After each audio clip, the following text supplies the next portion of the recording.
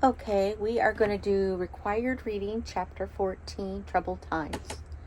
The first question is, outline the Compromise of 1850 and what did it include? Including covered. First of all, it was a package of 5 different types of bills that were within this compromise. It briefly calmed the tension between the states, between the slave states and the free states.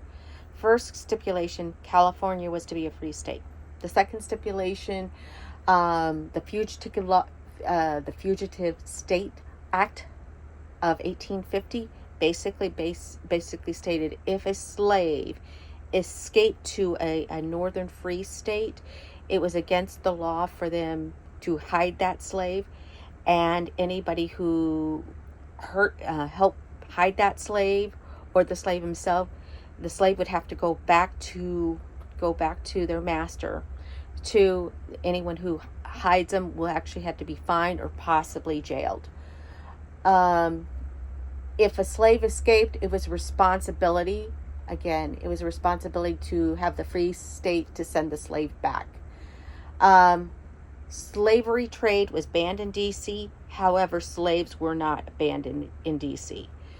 It also defined the northern and western states to be free states, and Texas was considered to be a slave state, excuse me.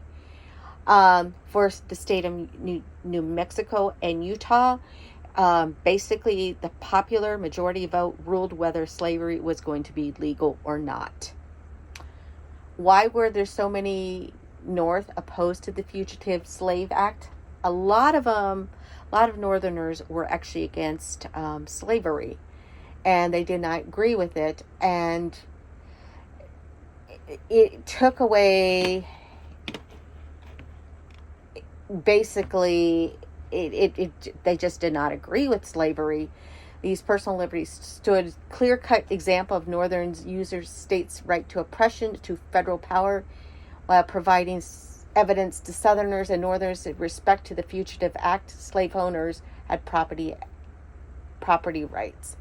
So, in English, the North did not agree with it, and they didn't think they have to adhere to that law. Now, if you were a pro-slavery advocate, how would you feel about the platform of the newly formed party, and would you support them? Why or why not? If I was a pro-slavery advocate, I would not join the Republican Party because they were against slavery expanding to the West and to new lands.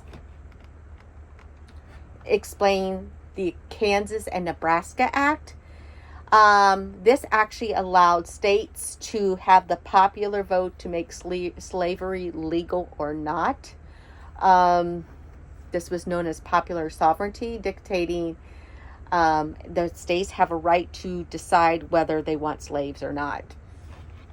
Now, how did Bleeding Kansas incident change the face of anti-slavery? It was basically a series of violent outbreaks because Kansas was, whether Kansas was going to be a slave state or a free state, it called for Kansas to have slavery determined by the popular vote. So there was a lot of conflict because of that. Now, on what grounds did the Dred Scott sue for freedom, and what was the outcome? Well, Dred Scott was actually a slave. However, when they moved up to the northern states as Illinois and Wisconsin, slavery was not legal. It wasn't legal to have slavery up there. However, when he went back to Missouri, he tried to rule, say, since I've lived in states that slavery was not illegal, I should have the rights to be a free slave. In turn, the first decision was, okay, Dred Scott could be free, so could his wife, and so could his children. However, his master did not agree with it and appealed it. In the end, Dred Scott became a slave again. This actually went to the Supreme Court, and they ruled that it was ruled if an enslaved person who had resided in several free states, they should remain enslaved. So, and as it says, per the court, black people could never be citizens of the United States.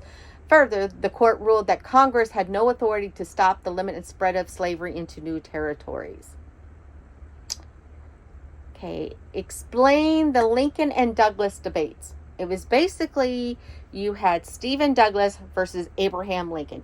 Stephen Douglas was in favor of popular sovereignty, where the states could decide whether slavery could be legal or not. Now, Abraham Lincoln, being a Republican, he did not favor slavery, and that was the basis of their debates.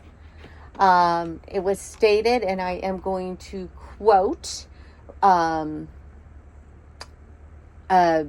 the textbook. Douglas, he portrayed the Republicans as black Republicans, race mixing. He declared that the United States would not survive as a free of slaves country. He stated that the Republicans was going to destroy what the founding fathers found in the United States. Now, Lincoln argued a house divided cannot stand itself. He believed in a government could not endure permanent half slave, half free. Basically, they were going to be torn within united we stand, divided we fall kind of premise. He also interpreted the Dred Scott decision and the Kansas-Nebraska was a way to make slavery legal. In the end, the American people, by the popular vote, favored Abraham Lincoln. So, now we're into John Scott. Is often described as a terrorist. Do you agree with the description? Why or why not? What attributes make him fit him? He was a radical abolitionist. Him and 18 men, both black and white, pretty much held up a federal arsenal at Harper's Ferry. Their hopes was to get firearms to the slaves so the slaves could have a revolt and then in turn make slavery illegal. According to Virginia law, slavery was legal. I could see where they would say it would be an act of terrorist. Legally, ethically, I do not agree with that. He went against the state. He actually took guns from a national armory.